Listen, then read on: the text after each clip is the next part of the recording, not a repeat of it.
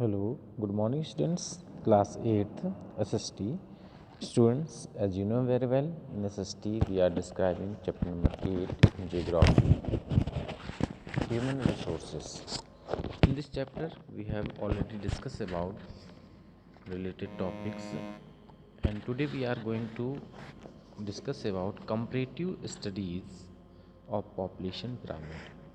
जो population pyramid आप देख रहे हैं इसका हम कंपैरेटिव स्टडी करेंगे इसके बारे में आज। इस पिरामिड में क्या क्या चीज़ें शो होती हैं।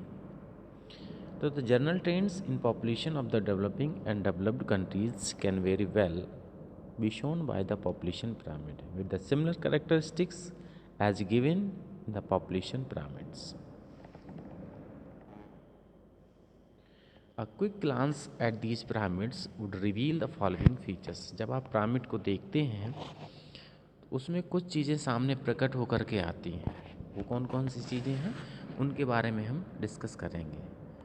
तो features of population change in the developed and the developing Nations and is note वर्दी। जो सबसे पहले जो सामने जो चीज़ आती है पिरामिड्स को ऑब्जर्व करने के बाद उसमें है आपका decline birth rate. Broad based pyramids narrowing upward of high birth rate. A high birth rate will lead to a large number of children, hence making the base broad.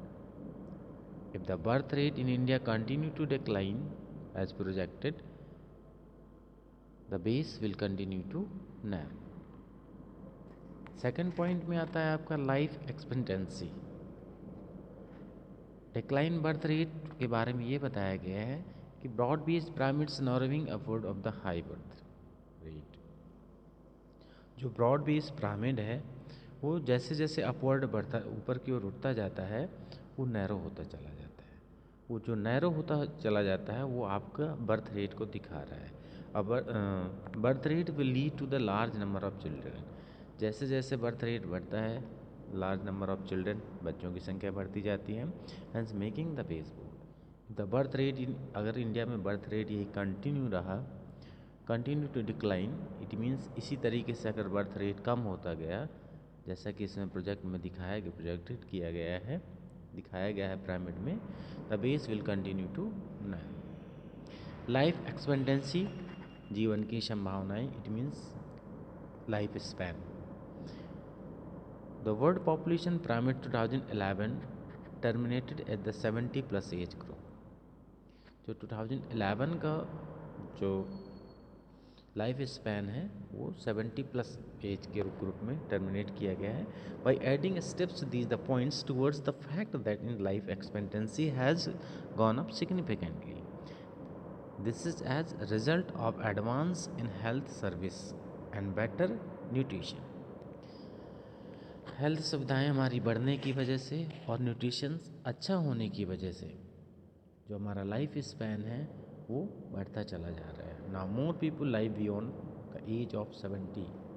बहुत से लोग अब 70+ एज तक भी जीवित रहते हैं। Expanding old age group, the top is not only rising but also expanding.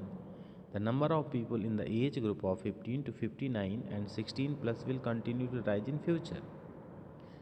A comparative study of 3 countries given below, 3 countries का जो कंपेरिजन किया गया है वो आपका नीचे दिया गया है, will throw light of the structures of the composition of the population pyramid of 3 different nations, Kenya, India and Japan.